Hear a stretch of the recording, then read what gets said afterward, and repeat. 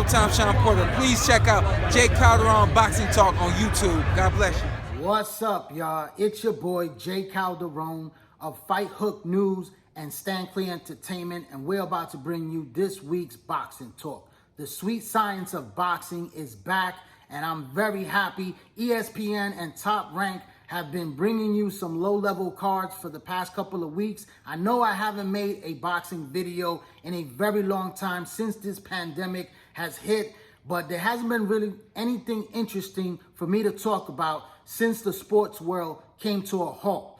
But now that the sweet science is back, we're getting ready to kick off this post-pandemic, and Oscar De La Hoya and Golden Boy Promotions, Eddie Hearns and Matchroom Boxing are bringing you a couple of boxing matches at the ending of July on the Zone. So they're returning, and also you have PBC Premier Boxing Champions making their return in the month of August. And it's just a great feeling to see these guys back. I know there hasn't been any big fights. You know, guys are just staying busy, trying to get back into the swing of things. But is 2020 gonna see any big fights? That's my concern. Without any audience being put into these arenas, is a possibility that we're not gonna see any big fights this year, because the gate definitely produces a large portion of the money that these guys need to be paid, and a lot of fighters do not want to take pay cuts. So the question is, are we going to see these big fights in this year of 2020? You have Golden Boy Promotions that's already stated that Canelo Alvarez is coming back in September, but there's not enough money without a crowd to be able to pay anyone that's a world champion or a big name opponent to face Canelo Alvarez. So Canelo Alvarez is looking at guys like John Ryder, David Lemieux, and also Sergey Lomachenko. Boxing fans don't want to see him face any one of these guys. You know, they want to see him against the best. And right now, I believe David Lemieux, the former middleweight champion who fights at 168 pounds, will fight Canelo Alvarez next in that weight class of the super middleweight division, you know, for a stay busy fight. You know, it's not a fight that's very attractive, but David Lemieux is a big puncher, and it's a solid fight, but it's a fight that none of us really want to see. Now, Sergey Lomachenko, who has an offer to fight Canelo Alvarez at the super middleweight division, fights at 160 pounds, the middleweight division, and a better fight for him is also the Jamal Charlo fight for the WBC middleweight crown, which there's an offer for that fight for him as well. So he has two choices to make, but I believe that the fight at middleweight is going to be the fight that he actually winds up getting.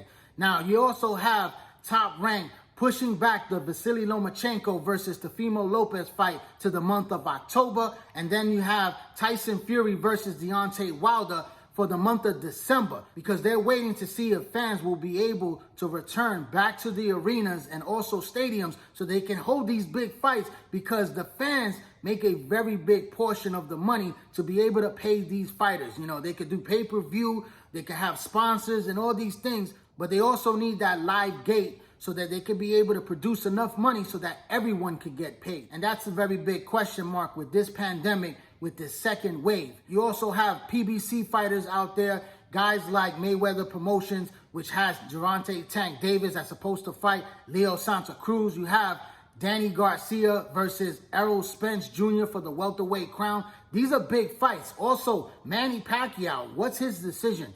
These guys are big name fighters that command big money. A lot of them are not going to take pay cuts. Terrence Crawford has also said he's not taking a pay cut. He's willing to sit the entire year of 2020 and return next year, 2021, because there's not going to be fans in attendance to be able to produce more money for these fighters to get paid what they rightfully deserve. Now, that's going to put a damper on boxing fans, because they're going to continue to see fights like the way Top Rank has been putting out fights like Shakur Stevenson, fighting guys that are not big name fighters, just to stay busy, just to look good and impressive and keep it going and have boxing fans tune in, but it's not bringing the attraction that boxing fans really want to see. Now, right now, I'm pretty excited about the lightweight division at 135 pounds. There's a lot of talent in that division, and you got guys like Ryan Garcia, who's a superstar in the making that's coming up. He's still a prospect to me. He's not a contender yet, but he's a guy with raw talent, and he has a very good trainer in Eddie Reynoso, who is fine-tuning this young man. and he has a bright future, but he needs to make his move and make his move now. Step up the competition. He was supposed to face 3-division world champion Jorge Linares in July, but that fight fell apart. Now, another option for Ryan Garcia was that he was supposed to fight 4th of July weekend against a low-level opponent, but he wasn't happy with the money situation, so he decided to turn down that offer. So now he's been pushed back for his return, and people are questioning, who is he going to fight? He's already been ordered to fight by 2 organizations, the WBO, who wants him to fight a fighter from Ghana, which is a fight which is not really very attractive, but it leads to a fight as a mandatory to Vasily Lomachenko's crown, who holds the WBO title. But that's a fight that's not guaranteed for Ryan Garcia.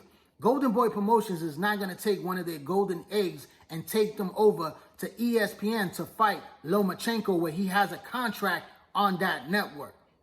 So this is a very difficult fight to make. It's not a guaranteed fight because Vasily Lomachenko could fight Teofimo Lopez and win and go down to 130 pounds to fight another top-ranked fighter, somebody like Miguel Berchel or even Oscar Valdez. These are fights that Vasily Lomachenko could fight at 130 pounds and not fight somebody like Ryan Garcia, who then Ryan Garcia fights another nobody for the WBO lightweight title. So that's not the path that we want to see Ryan Garcia take.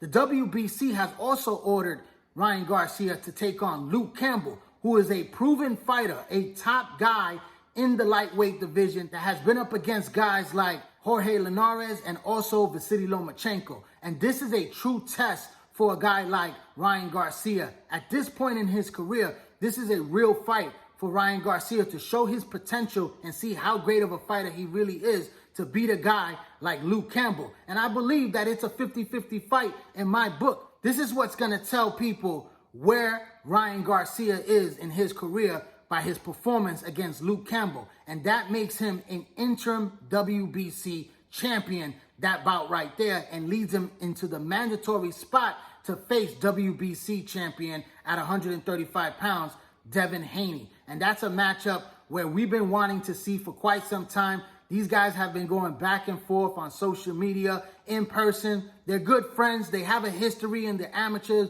where Devin Haney has beaten him quite a few times in the amateurs. But this is the pros, and these guys are young, talented fighters. It's like Oscar De La Hoya versus Floyd Mayweather. This is a great matchup, and it's the matchup where Ryan Garcia could become a true superstar in the sport of boxing, because if he could beat Luke Campbell and then go on to beat Devin Haney, he catapults himself not only as the WBC lightweight champion in the division, but a superstar attraction that a fight like Gervonta Tank Davis and also a fight like Vasily Lomachenko could be much more possible, because the demand and the money that's going to come behind it is going to be far greater if he goes that route. And that's the route where I hope that he takes. And I've heard that his handlers are looking to make that fight against Luke Campbell. That's a fight that Ryan Garcia says he wants. Let's hope that Oscar De La Hoya and Golden Boy Promotions do right by the boxing fans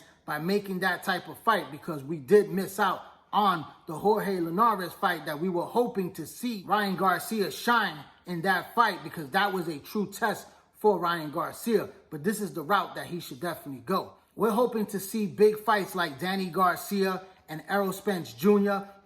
Is there going to be a fight with them in 2020? Is there going to be fans in attendance in order to produce enough money to make that fight? Because both of these guys are going to command very big purse to fight one another, and the money has to be there in order for boxing to put on these big fights. We're hoping that this pandemic wave dies down, and that by the time September, October, November, and December roll around, that boxing is back in full swing, and we get to see these big fights like the Tyson Fury, Deontay Wilder fight, and the Vasily Lomachenko, Teofimo Lopez fight. We can't wait for the biggest and best fights when the best versus the best face each other, because that's what boxing is all about. But I like to thank everyone for tuning in to this boxing channel right here, J. Calderon Boxing Talk. Please hit that little red subscribe button, hit that bell icon, share this video, like this video, drop a comment. Also follow me on all social media platforms on Twitter, on Instagram, and on the Facebook boxing group page, all under the same name, Jay Calderon Boxing Talk. I'm Jay Calderon of Fight Hook News and Stand Clear Entertainment. Thanks for your support. Keep watching and please subscribe.